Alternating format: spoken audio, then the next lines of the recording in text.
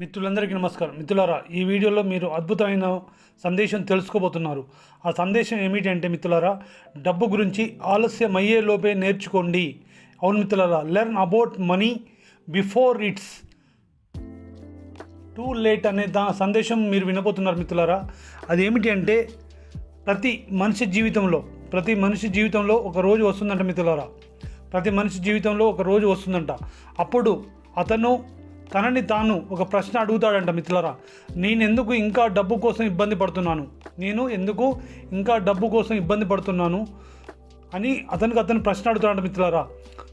ఈ ప్రశ్న మన స్కూల్లో చదవనేది మ్యాథ్స్, అలాగే సైన్స్, హిస్టరీ. కానీ ఒక ముఖ్యమైన విషయం ఏంటంటే మిత్రులారా, ఎక్కడ కూడా మనం చదువుకోలేదు. కానీ ఇక్కడ ముఖ్యమైన విషయం ఏంటంటే మిత్రులారా, దీని విషయం ఎవరూ నేర్పలేదు కూడా. డబ్బు ఎలా పనిచేస్తుంది, డబ్బు సంపాదించడం ఒక ఆర్ట్ కాదు మిత్రులారా, ఒక సైన్స్, ఒక స్కిల్, ఒక గేమ్. ఈరోజు కాదు మిత్రులారా, ఈరోజు మనం గేమ్ నేర్చుకుంటున్నాము. డబ్బు అనేది ఒక స్కిల్, ఒక గేమ్ మాత్రమే. డబ్బు సంపాదించడం ఒక ఆర్ట్ కాదు మిత్రులారా, అది ఒక సైన్స్, ఒక స్కిల్, ఒక గేమ్. ఈరోజు మనం ఆ గేమ్ నేర్చుకుంటున్నాం మిత్రులారా. ఆలస్యం అయ్యే లోపు డబ్బు సంపాదించడం నేర్చుకోండి అనే విషయంలో ఈ వీడియో ఉంటుంది మిత్రులారా. అసలు డబ్బు అంటే ఏమిటి, ఇదేం పిచ్చి ప్రశ్న అని మీకు అనిపించవచ్చు మిత్రులారా. కానీ వింటే మీకే అర్థమవుతుంది.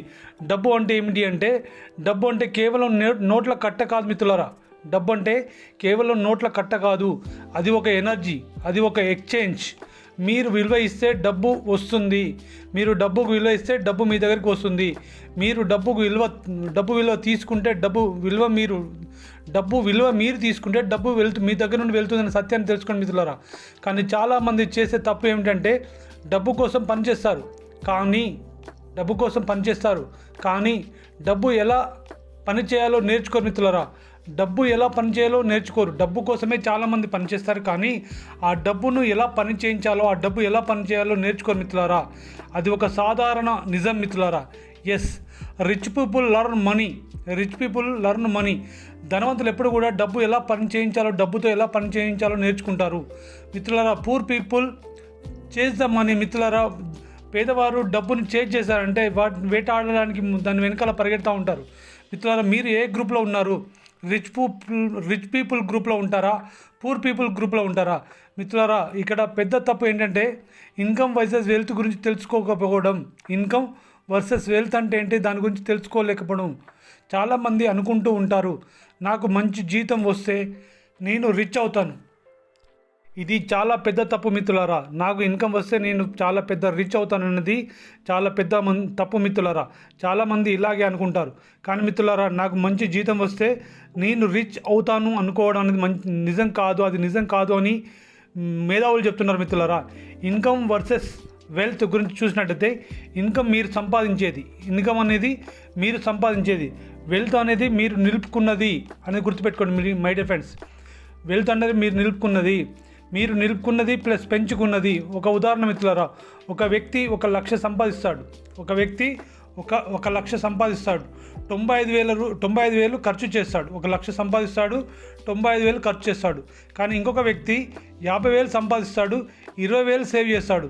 ఇక్కడ ఎవరు రిచ్ అవుతారు మీరు చెప్పండి మిత్రులారా? ఆబ్వియస్లీ రెండో వ్యక్తి రిచ్ అవుతాడు. అవునా కాదు మిత్రులారా?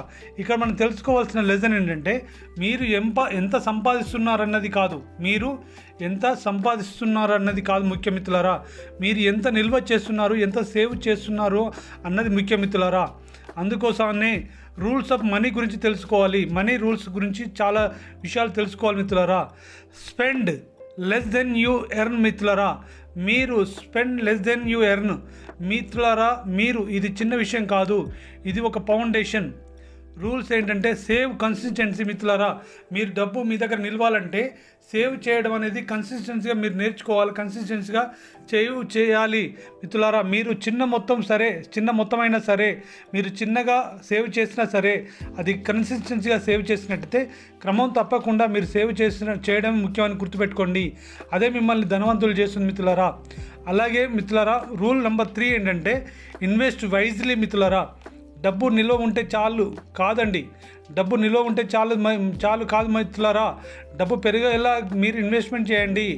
డబ్బు మీ దగ్గర ఉంది, అది నిల్వ ఉంది, చాలా డబ్బు ఉంది కానీ నిల్వ ఉంది. కానీ అది కాదు మిత్రులారా, మీరు ధనవంతులు కావాలంటే మీ దగ్గర ఉన్న డబ్బు పెరగాలని గుర్తుపెట్టుకోండి. దానికోసం వర్క్ చేయండి.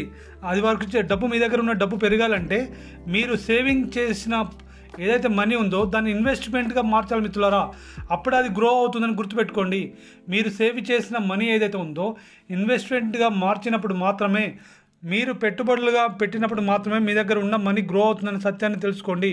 అప్పుడే మనీ గ్రో అవుతుంది మిత్రులారా. చాలామందికి ఈ రోజుల్లో పెద్ద సమస్య ఏంటంటే ముందే వాళ్ళు ఖర్చు పెట్టేస్తూ ఉంటారు. మీరు సంపాదించిన డబ్బును పెట్టేస్తూ ఉంటారు. అది ఎలా ఉంటుందంటే మిత్రులారా, చాలామంది జీవితం ఈఎంఐ జీవితం ఉందండి. ఫోన్ ఈఎంఐ ఉంటుందండి మిత్రులారా. చాలామంది జీవితం ఈఎంఐ జీవితం అయింది. ఈ రోజుల్లో చాలా పెద్ద సమస్య మిత్రులారా. ఫోన్ ఈఎంఐ, అలాగే బైక్ ఈఎంఐ, అలాగే కార్ ఈఎంఐ, ఇల్లు ఈఎంఐ. మీరు అనుకుంటారు మిత్రులారా నేను ఇవి కొనగలుగుతున్నాను, కానీ నిజం ఏమిటంటే మిత్రులారా మీరు అప్పుల్లో జీవిస్తున్నారు. మీరు ఇవన్నీ ఈఎంఐలో కొన్నారు నిజమే, కానీ మీరు అప్పుల్లో జీవిస్తున్నారు. ప్రతి నెల మీరు ఆ ఈఎంఐ కట్టాలి అంటే మీరు డెబిట్స్లో ఉన్నారు, మీరు అప్పుల్లో ఉన్నారు. మీ భవిష్యత్తు డబ్బును ఇప్పుడే ఖర్చు చేయడం అనేది అది చాలా చాలా ఒక బంధనం లాంటిదని తెలుసుకోండి మిత్రులారా. మీరు భవిష్యత్తులో మీ భవిష్యత్తులో రాని డబ్బును మీరు దానికి ముందే ఖర్చు చేయడం అనేది అది ఒక బంధనం లాంటిదని గుర్తుపెట్టుకోండి మిత్రులారా. అలాగే మీరు ఎస్సెట్స్ కొనండి, లయబిలిటీని తగ్గించండి. మీరు ధనవంతులు కావాలంటే ఎస్సెట్స్ని మాత్రమే కొనండి, లయబిలిటీని తగ్గించండి. అంటే మీ బంధనాన్ని మీరు ముందుగా ఏర్పరచుకోకండి. మీరు ఎస్సెట్స్ మీద ఇన్వెస్ట్మెంట్ చేయండి. మీరు దగ్గర ఉన్న డబ్బుతో మీరు ఏదైనా క్యాష్ అండ్ క్యారీలా కొనండి. అప్పుడు మాత్రమే మీకు అది ఎస్సెట్లా మారుతుంది మిత్రులారా.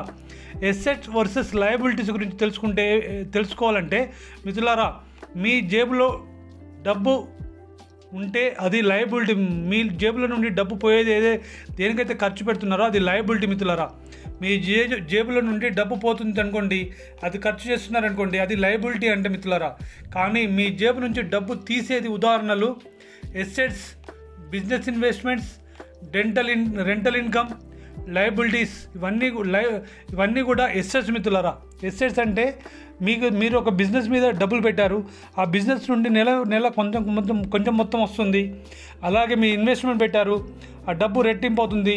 అలాగే మీరు ఒక ఇల్లు కొన్నారు, మీ దగ్గర ఉన్న డబ్బుతో ఒక రెంటల్ ఇన్కమ్ వస్తుంది. మీకు ఒక ఇల్లు కొనుంటే ఆ రెంటల్ ఇచ్చారు, ఆ రెంటల్ ద్వారా ఇన్కమ్ వస్తుంది. ఇవన్నీ కూడా ఎస్సెట్స్ అంటారు మిత్రులారా. అలాగే లయబిలిటీస్ ఎలా అంటే మీరు ఈఎంఐలతో కొనిన కారు, ఈఎంఐతో కొన్న కారు, అలాగే మీరు ఈఎంఐతో కొన్న ఫోన్ కావచ్చు, ఏదైనా కూర్చో లయబిలిటీస్ అంటారు మిత్రులారా. మీ యొక్క ఖర్చులను పెంచే వస్తువులన్నింటినీ లయబిలిటీస్ అంటారు మిత్రులారా. అలాగే మీరు ధనవంతులు కావాలంటే రిచ్ మైండ్ సెట్ని డెవలప్ చేసుకోండి. మీరు రిచ్ మైండ్ సెట్ని ఎప్పుడైతే డెవలప్ చేసుకుంటారో మీరు ధనవంతులు అవుతారు మిత్రులారా. అసలు రిచ్ మైండ్ సెట్ని ఎలా డెవలప్ చేసుకోవాలి, ఇది నాకు రిచ్ పీపుల్ ఎలా ఆలోచిస్తారు తెలుసా? ఇది నాకు డబ్బు తెస్తుందా లేదా ఖర్చు పెడుతుందా, లయబిలిటీలో ఇస్తుందా లేదంటే ఎస్సెట్గా క్రియేట్ అవుతుందని ఆలోచిస్తారు మిత్రులారా. మీరు కూడా రిచ్ పీపుల్ లాగా ఆలోచించండి మిత్రులారా. మీరు రిచ్ పీపుల్ లాగా ఆలోచించి మనీ మైండ్ సెట్ని డెవలప్ చేసుకోండి. ఎప్పుడైతే మీ యొక్క మైండ్ సెట్ని డెవలప్ చేసుకున్నారో మిత్రులారా, మీ యొక్క మైండ్ సెట్ ఏదైతే ఉందో అది మీ యొక్క బ్యాంక్ బ్యాలెన్స్లా నిర్ణయిస్తుంది అని గుర్తుపెట్టుకోండి. మీరు ఎప్పుడైతే మనీ మైండ్ సెట్ని నిర్ణయించుకున్నారో మీ మైండ్ సెట్ మీ యొక్క బ్యాంక్ బ్యాలెన్స్ని నిర్ణయిస్తుంది మిత్రులారా. అవును మిత్రులారా, పూర్ మైండ్ సెట్లా ఉండదండి. మీ మైండ్ అప్పుడు పూర్ మైండ్ సెట్లా ఉండదండి. పూర్ మైండ్ సెట్ ఎలా ఉంటుందంటే డబ్బు సంపాదించడం కష్టమని నమ్ముతుందండి. నేను లక్కు లేనివాడి నన్ను నమ్ముతుంది మిత్రులారా. కానీ రిచ్ మైండ్ సెట్ ఏమనుకుంటుంది తెలుసా? నేను నేర్చుకుంటాను, నేను మారితే నా యొక్క జీవితం మారుతుంది అని అనుకుంటుంది రిచ్ మైండ్ సెట్ మిత్రులారా. అందుకే మీకు ఒక సీక్రెట్ ఏంటంటే మనీ అనేది మిత్రులారా, మనీ నౌస్ వాట్స్ వాల్యూ గ్రోత్ మిత్రులారా. మీకు దగ్గర డబ్బు ఉంటే అది మీ యొక్క గ్రోత్ను నిర్ణయిస్తున్న సత్యాన్ని తెలుసుకోండి మిత్రులారా. మీరు ఈరోజు ఒక నిర్ణయం తీసుకోండి. డబ్బు కోసం జీవితాంతం పరిగెత్తాలా లేక డబ్బు మీకోసం పనిచేయాలా అనేది సత్యాన్ని తెలుసుకోండి.